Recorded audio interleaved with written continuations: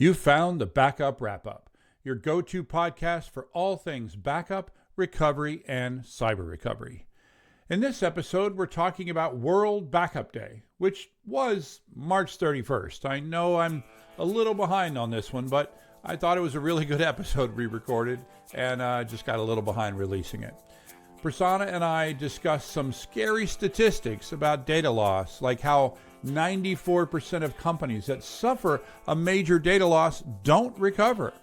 We also talk about the famous 3-2-1 rule, immutable backups, and why backing up your SaaS data is something that many folks actually overlook. Grab a coffee or whatever and check out our belated World Backup Day episode. By the way, if you don't know who I am, I'm W. Curtis Preston, aka Mr. Backup, and I've been specializing in backup and recovery for over 30 years, ever since I had to tell my boss that there were no backups of the production database that we had just lost. I don't want that to ever again happen to me. I don't want it to happen to you.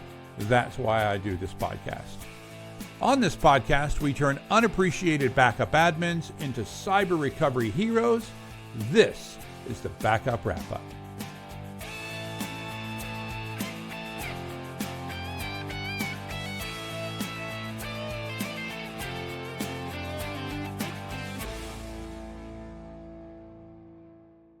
Welcome to the show. Hi, I'm W. Curtis Preston, aka Mr. Backup, and with me I have a guy that's trying to take the joy out of my most recent Amazon purchase, Prasanna Malaiyandi. How's it going, Prasanna? I'm good, Curtis. Now, I'm trying to think which Amazon purchase you are referring to, because I recommended something for you to purchase, and I'm not sure if that is more recent than what you are complaining about now. I just received these. Oh, okay. And you receive quite a lot of Amazon purchases, I must say. Cállate la boca grande. Are we sponsored by Amazon, by the way, or no? We are not sponsored by Amazon. I bought these cool things based on a suggestion of somebody else, because we're renting out now. We have renters where people are renting rooms in our house. You know, it's all the rage, and because we're empty nesters. And this person who does like YouTube videos and she had this thing, these little lights that, you know, they're small. They're like, what's it, 6 inches long? Yeah. And battery operated and motion detecting, you know, and so you put them like in your halls and stuff.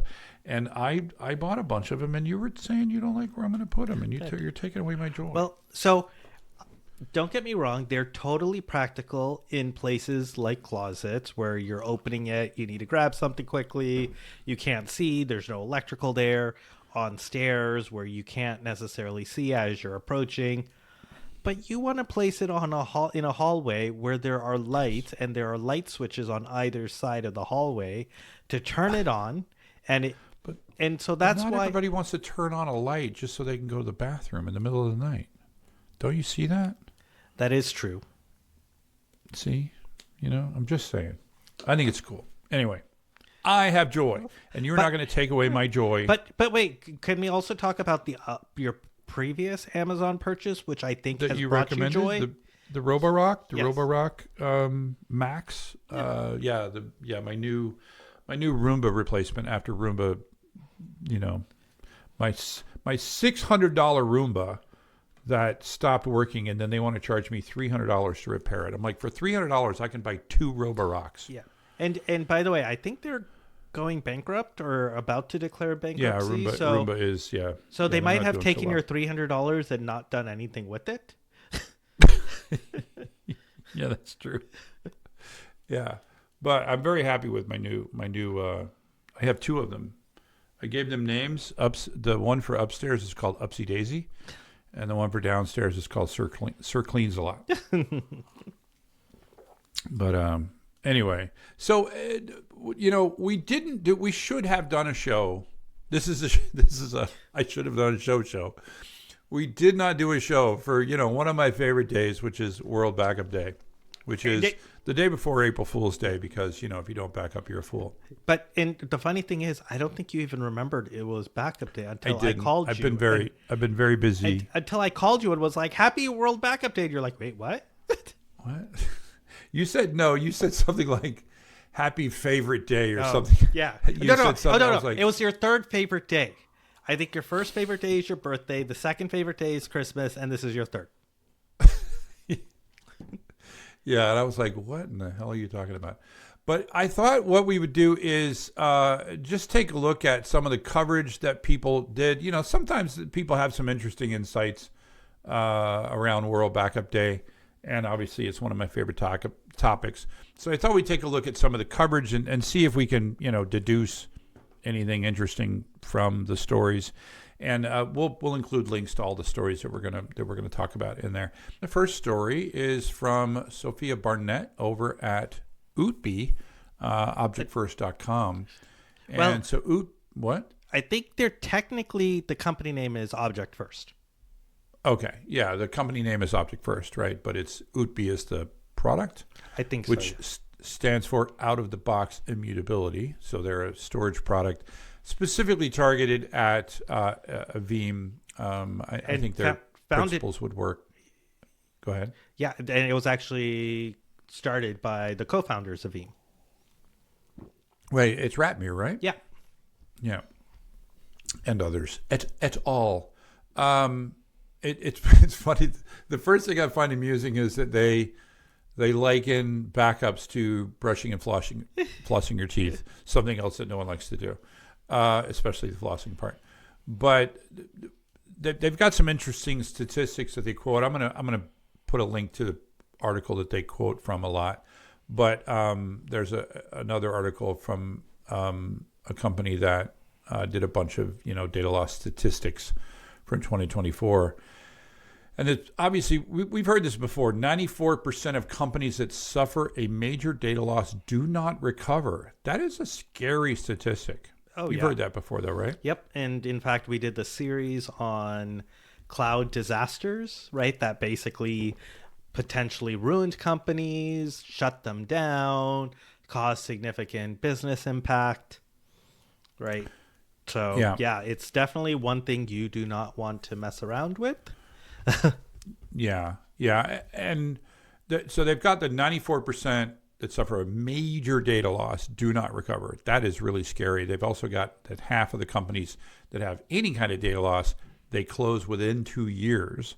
So it's like they don't close right away, but they end up at 43% never reopen after shutting down.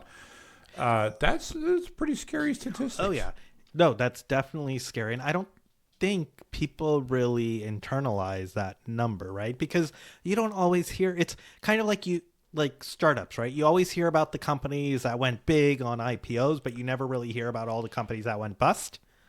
Which are most of them. Yeah, exactly. And it kind of feels the same way here. Like you only hear a couple about like companies that have recovered, but not so much about the companies that went bust. And I think the other stat from this article that was interesting is for small businesses, 70% close within a year of a large data loss.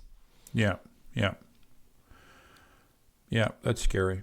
One thing I do like in this article is they talk about World Backup Day pledge. I don't know if you saw that, but it basically says, I solemnly swear to back up my important documents and precious memories on March 31st. # World Backup Day. Yeah. And then in tiny quotes, it says, I will also tell my friends and family about World Backup Day. Real friends don't let friends go without a backup. Smiley face. I like that. You know, one of the things that's happened to me multiple times in my life is because people know I know backup, they often come to me when they have that moment of like, I just did this thing and I think I've lost all my data. Can you help me? And I'm like, well, what's your backup plan? And they're like, I don't have a backup plan. I'm like, well, I can help you best if I have a time machine, right? It hurts me when I see data loss happening, especially if it's like, data that somebody thinks is really important to them personally, right? I can think one of the worst was I remember it was a niece of mine that came to me and she was like, help me, Uncle Curtis, like help me with this thing. Luckily with that one, I think we were able, it was a drive that was dying and we were able to duplicate the drive before it fully died. But There's another interesting stat here about that the average annual cost of a data breach. Now, this isn't quite basically, reason why we're talking about data breaches is data breaches often result in ransomware. Ransomware often results in, needing backup and often results in killing backups, right? $9.36 million of the average cost of a breach. In the US, yeah. And that's quite a lot of money, right? Just if you think about, and I know when we think from a backup perspective, we're like, oh, it's just the same as restoring data, right? Recovering systems, right? And yes, you are doing more systems, but that's all you're doing. But if you go back and listen to some of our podcast episodes when we had Mike Saylor on, right? It's not just about recovering the data, right? You don't even know what systems are good, what systems are bad, what backups to even use. Maybe you need to collect forensics data because you don't know what data has been maybe exfiltrated.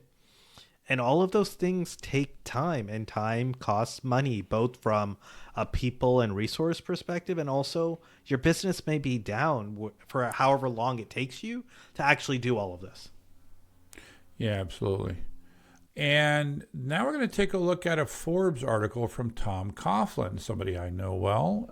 He covers this space quite a bit, and he wrote a pretty good article where he gets some insights from random people around the internet. I think or random people that are interested in this topic. The first quote that sticks out to me from Richard Copeland, the CEO of LeaseWeb. He was saying that if you have no backup, no safety net, what you have coming ahead of you is downtime, financial hemorrhaging, and a lot of regret. Yeah. I just thought that was kind of funny. Anything that stuck out for you? So I know that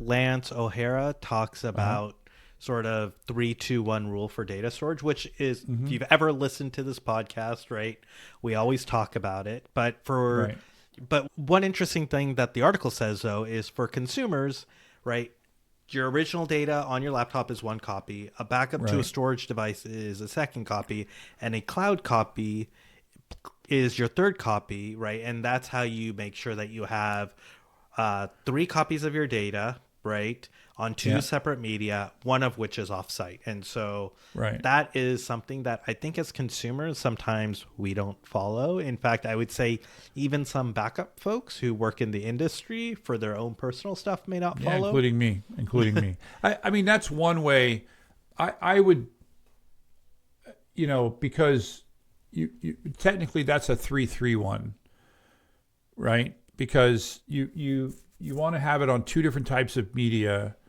2 different storage mechanisms, however you want to put it. In this case, it's both disks, so it's technically the same media, but it's a different system, right? If you have it on your laptop and on your cloud, I think that, in a backup cloud provider, I think that satisfies 3-2-1. What he's describing, I think, is a 3-3-1. You have it on 3 different types of media. I don't have a problem with what he's suggesting. I'm just saying I don't think you're doing anything wrong if you're using the minimum bar is 3-2-1. Yeah. If you decide to do 3-2-5, that's totally fine. Well, I don't think it's not possible to have one. Yeah, okay, you could have 3-2-5. Yeah.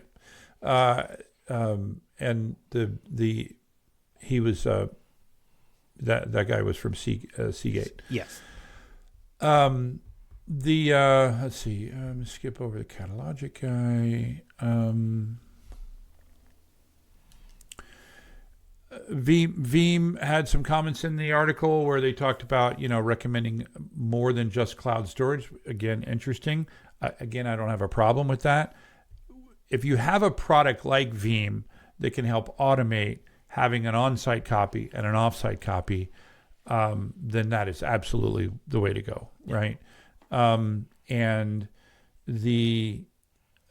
my challenge was, if we're talking about consumers, that's typically not something that's going to be available to them. But from a enterprise standpoint, having a product like Veeam that can create an on-site copy and an off-site copy, in the cloud is a good thing. Yeah.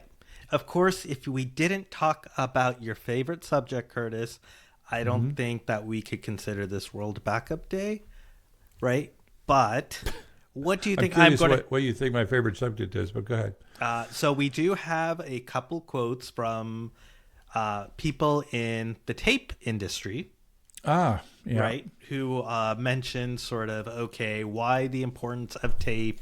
And also, if you listen to one of our previous episodes, we talked about air gaps, right? And that is actually one of the things that is called out by Rich Godomsky from the Active Archive Alliance. Of course, Rich. Yep. Rich and Mitch. Yep. Rich and Mitch from Spectralogic. Yeah, and then Bob Fine over at Quantum, right? Just talking about sort of air gap storage systems, right, and using it for keeping secure copies of their data, especially in different geographic locations.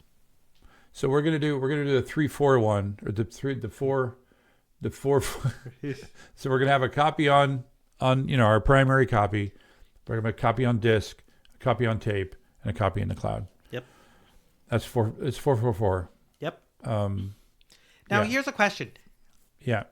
We never really know what the cloud is doing, so is it technically considered a different media?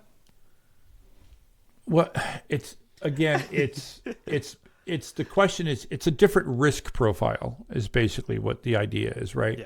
Yeah. The idea is that you're not storing if you're clearly storing something on exactly the same hardware and exactly the same storage. Like, for example, this all started with the digital camera, right? Yeah. If you just I had a digital camera that would automatically twin every time it wrote something. It would write it on 2 different SD cards. Yeah. That's 2 different things with exactly the same risk profile. That's what he's trying to talk. Given that this all started with the digital photography world. By the way, if people aren't aware, we did an episode actually with the person who coined the 3-2-1 rule. Yeah. Yeah, we did. We interviewed that, and I got to see if I can find that and put that in as a comment. Yeah, that was a fascinating, and I wonder, I still wonder what it's like to know that you coined something back so long ago. I think it was the 90s, and then to see how common it's become in backup design. I'm sorry, Curtis, but near CDP still has not near synchronous. I think. What do you call it? Near CDP. Near CDP has the not term quite I coined. Yes. It has not, certainly not to the degree that that 3-2-1 rule is. Was there anything else in this article that you thought was interesting? So Molly Presley, somebody I know well from Hammer Space, she talked about again the need for automated data protection, and I could not agree more. Right. And we alluded to that with the Veeam discussion where, all of this needs to be automated. The more you have the human involved in things, the worse things are going to be. Right. And so, agreed. But then the robots will take over everything, Curtis. And then what are we going to do? Yeah, it's a great question. The robots can take over my house cleaning. Have you never seen Battlestar Galactica? I've seen both of the Battlestar Galacticas. Thank you very much. The next we have is an article from Kevin Perot. It's a French last name. I don't know. Sorry for messing up your name. Kevin, French last name.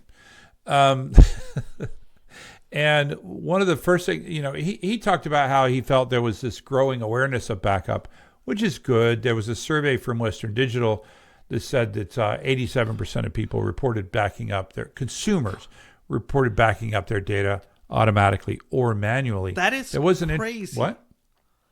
Is that it? Does that surprise you? That is super high. I would not have That's expected what I thought too. That number to be at that level, unless I do wonder if they are considering things like Google Drive syncing, like Google One, or using Apple iCloud. Yeah, iCloud. I back up my iPhone. I use iCloud. Yeah. Which, we have an episode on why iCloud is not backup. It's synchronization. It's not backup. Delete your files on your. What the most common, the way that people find out that it's a synchronization, not backup, is that they get a new phone and then they decide to delete all the pictures on their old phone, instead of just wiping the phone, they actually go in and delete all their pictures before they disconnect it from their iCloud account, and they end up deleting all the pictures in their iCloud account. And in fact, one of the interesting things from that, right, is the top reasons for backing it up: losing files, freeing up space on their device, and to protect against cyber threats. But the first two are significantly higher than the last one percentage-wise. Yeah, that is weird, right? Only 42% to protect against cyber threats. But that makes sense. By the way, I don't like this idea that backup is for freeing up space on your device. That's exactly what I'm saying. That's just because, so you were going the same place. Yeah. I mean, I understand it's being pedantic, but backup is not for freeing up space on your device. That's what archiving is for. But I understand that the average person doesn't know the difference between the two. But come on, as Western Digital, you should know the difference. So then they go into, obviously, double extortion. The title of this particular article is Why Backup is Not Enough. And because why does backup not help with double extortion? Well, first, Curtis, what is double extortion? Well, I was going to let you define it. No, you define it. Okay, so the idea... After you. So basically, double extortion is where, they've stolen your data, and there's a traditional extortion where you're going to encrypt all the data, and you can have it de-encrypted if you pay the ransom. Double extortion is where they steal the data, and then they will say, we're either going to publish. The general thing is that they're going to publish the data, basically releasing your trade secrets or perhaps stuff that's embarrassing to you, and that's why it's called double extortion. The Sony hack is a very common example. Well-known example of double extortion, where they stole a bunch of sensitive emails and threatened to publish them, and I think they ended up publishing them. They did. And and a lot of actors were upset over how the studio talked about them behind their back. But you know what? The studio recovered. Anyway, so why doesn't backup help with that? Because you can't prevent the second part of that double extortion scheme, Like backup is not going to help you prevent data from being taken out of your company, right? You need to use like a endpoint detection response solution, EDR, or other things in order to prevent data from leaking or leaving your environment. Backups aren't going to help you with that. No. Yeah. It's And just since there's now double extortion, or we just talked about double extortion, have you heard about this triple extortion thing? No, I haven't. So basically, what is triple extortion? After you pay, the bad actors still leave the hooks in place, and then they sell access to other people who then use that same access to get into your systems again. No bueno. Yeah. What I liked best about this particular article is that they have a 7-step roadmap for data resilience, which I was actually pretty impressed with. A lot of these just leave this stuff out. The first thing they talk about is assessing risk, right? Figure out what you have, assess your risk. Then you need a plan that involves an RTO and an RPO. I like that, right? Encompasses on-premises and cloud assets. And then number 3, immutable storage. I like that, right? And then we have, and also secure on-premises storage. So I love that. They got the cloud, they got the on-premises storage, and then continually evaluating your backup infrastructure against best practices. You have a security culture. That is definitely important, right? Mm-hmm. And then also make sure your third-party data is also backed up. That's That's one that so many companies leave out, right? The only thing I like the list. The only thing I would add is a step zero, which is work with the business to understand what is important for your company. I thought the same thing when I read 2. Like it just sort of assumes that you have an RTO and an RPO. It doesn't say, make sure you work with the business to get an RTO and an RPO, because you can't do backup and recovery in a vacuum, right? Exactly. So this was a well-written article and had some good points that people should be following when it comes to backup. Yeah. I saw a lot of common threads in there. We saw a lot of our favorite topics come up, right? One of which is the 3-2-1 rule. And the big thing, I think, the number one sort of use for that today, I think, is against the idea that your SaaS provider is backing up your data. Because even if they are, it's like backing up your hard drive to your hard drive, right? And so the 3-2-1 rule, it's like if you don't have a copy of your data outside of the infrastructure that's being used to produce it violates. It's not any of the thing. It might be the 3, right? In fact, many people don't even have the 3. Many people, like, again, to pick on my favorite provider, Microsoft, many people are using Microsoft 365 and they're not backing it up. And they're like, oh, well, I have the recycle bin, or I have the whatever, I have the retention period, and it's like, yeah, but it's not even a 3. It's one copy. It's one table in a database, right? Which might be okay for their particular use case, but it is not going to cover all use cases that you think about when it comes to backup. It's not going to cover like a ransomware attack, or like some of the stuff we've covered where a company accidentally deletes their entire account. Yeah. Right. What the one thing we have not really talked about in this episode is immutable storage. What? No, it came up. It came up in the Utbe barely though, right?